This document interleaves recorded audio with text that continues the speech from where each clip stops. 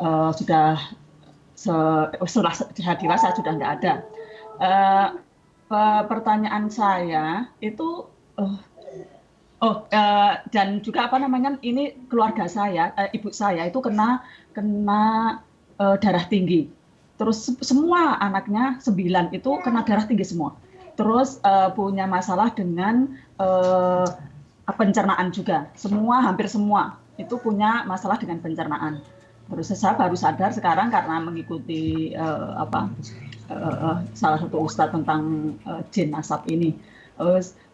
Itu gimana untuk kita bisa meruqyah diri kita untuk kalau umpamanya itu memang benar jin nasab gitu dari mbah saya atau mungkin turun ke bapak saya terus mungkin turun ke anak-anaknya gitu.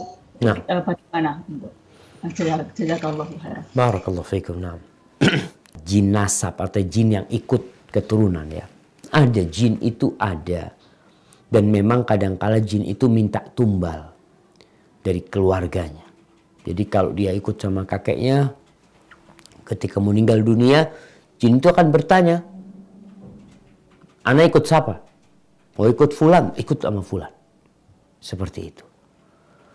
Bagaimana menghilangkannya? Yang pertama, tadi kalau memang ada keris dengan tombak ya, yang orang-orang dulu dijadikan jimat oleh mereka, ada ritual tersendiri memandikannya, walaupun dikatakan tadi mungkin tidak memandikannya ayahnya, tapi ditakutkan itu memang bawaan dari jin tersebut.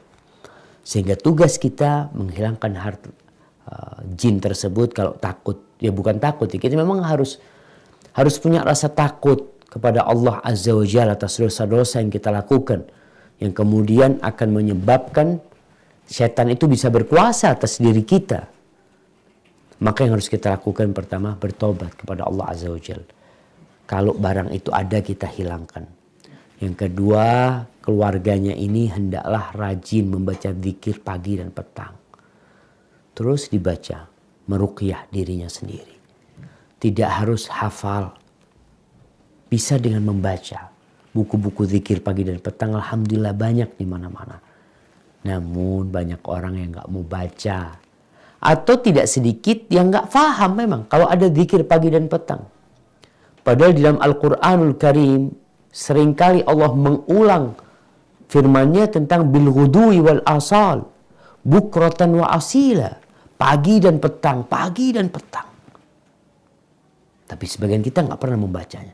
Maka sampaikan kepada kerabat-kerabat itu, kalau bicara penyakit, ya ada penyakit keturunan. Kalau memang ditakutkan karena gangguan dari jin, ya silahkan kita membaca zikir pagi dan petang. Kemudian dawamkan umpamanya makan kurma ajwa di pagi hari 7 butir. Kemudian baca Al-Baqarah ya. Rutinkan membaca Al-Baqarah sampai selesai ya. Baca lagi. Sehingga kita menutup segala celah tempat jin itu bisa masuk. Jin itu tidak akan masuk di pintu yang tertutup. Artinya dia masuk karena kita yang buka pintu. Nggak bisa dia buka pintu yang tertutup. Ketika kita tutup pintu rumah kita baca bismillah, selesai. Jin berhenti di luar. Tapi yang jadi masalah, di dalam juga ada jin yang menunggu kita. Kadang kala kita makan nggak baca bismillah, jin pun ikut makan sama kita.